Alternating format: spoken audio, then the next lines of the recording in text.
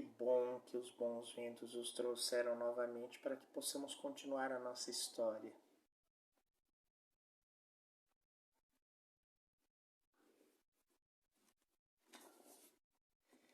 Décima noite. Dinazarda, na seguinte noite, chamou sua irmã e rogou-lhe que continuasse o conto do pescador. O sultão, pela sua parte, mostrou-se impaciente por saber qual fora a desavença que o gênio tivera com Salomão, razão por que Sherazade prosseguiu assim o conto do pescador. Senhor, apenas o pescador ouviu as palavras que o gênio pronunciara, logo sossegou e lhe disse: Espírito soberbo, que dizeis? Há mais de 1800 anos que Salomão, profeta de Deus, morreu. Estamos atualmente no fim dos séculos. Contai-me a vossa história e por que motivo estavas fechado neste vaso? Ouvido esse discurso, o gênio, encarando o pescador com ar orgulhoso, lhe respondeu: Fala-me, pois, com mais severidade. És muito atrevido em chamar-me espírito orgulhoso. Pois então, replicou o pescador, falar-vos-ei com mais severidade, chamando-vos moço da felicidade. Digo-te, replicou o gênio, que me falais com severidades antes que te mate. Por que me mataria? Replicou o pescador. Acabo de libertar-vos, já vos esquecesse disso? Não, lembrei-me, lembro-me e rejubilo com isso. Porém, isso não me impedirá de matar-te. Só uma graça tenho a te conceder.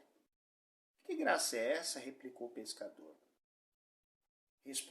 Respondeu o gênio, deixar-te escolher o modo porque queres que te mate. Porém, em que coisa vos ofendi? Replicou o pescador.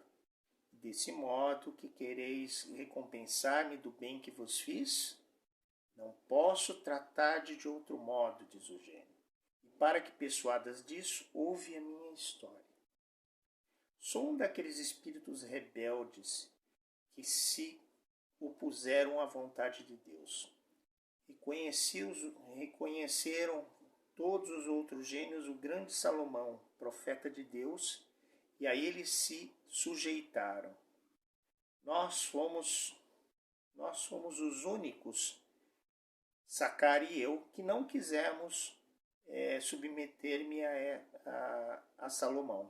Para vingar-se, aquele poderoso monarca encarregou a Asaf, filho de Barábia, seu primeiro-ministro, de prender-me. Foi isto executado.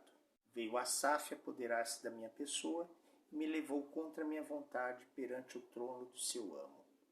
Salomão, filho de Davi, me ordenou que me deixasse o meu gênero de vida, que reconhecesse o seu poder e que me sujeitasse às suas ordens. Recusei altamente obedecer-lhe. Estimei mais expor-me a todo o seu ressentimento do que lhe prestar o juramento de fidelidade e de sujeição que exigia de mim. Para castigar-me, encerrou-me neste vaso de cobre.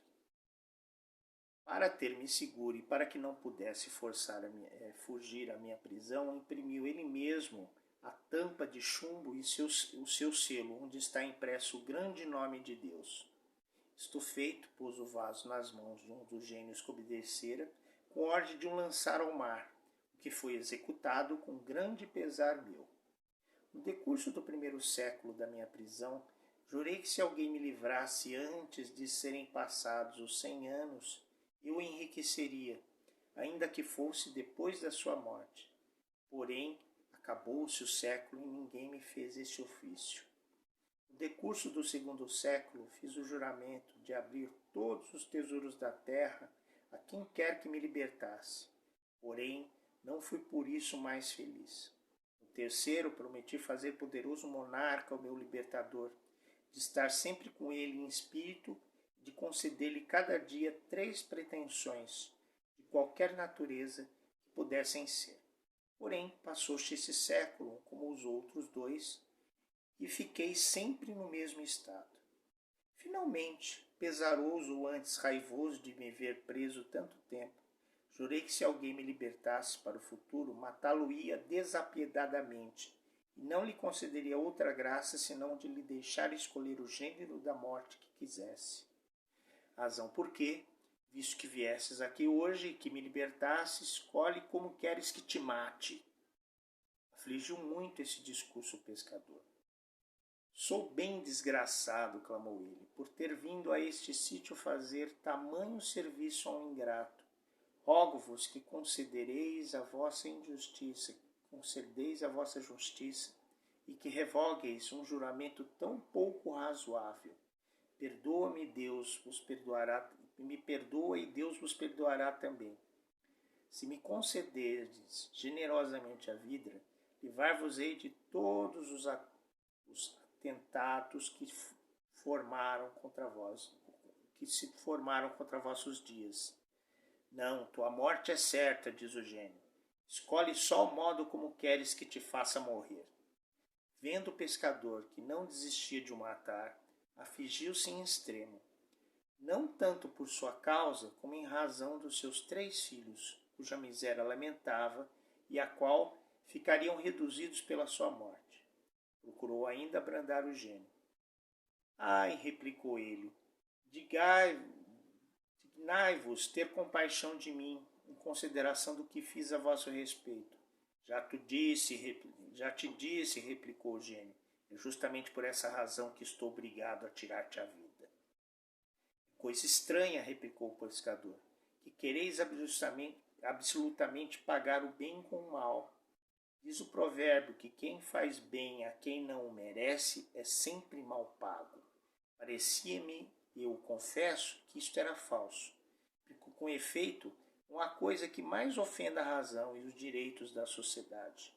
Contudo, experimento que isto é mais que verdade. Não percamos tempo, interrompeu o gênio. Todos os teus arrazoamentos não poderiam desviar-me do meu intento.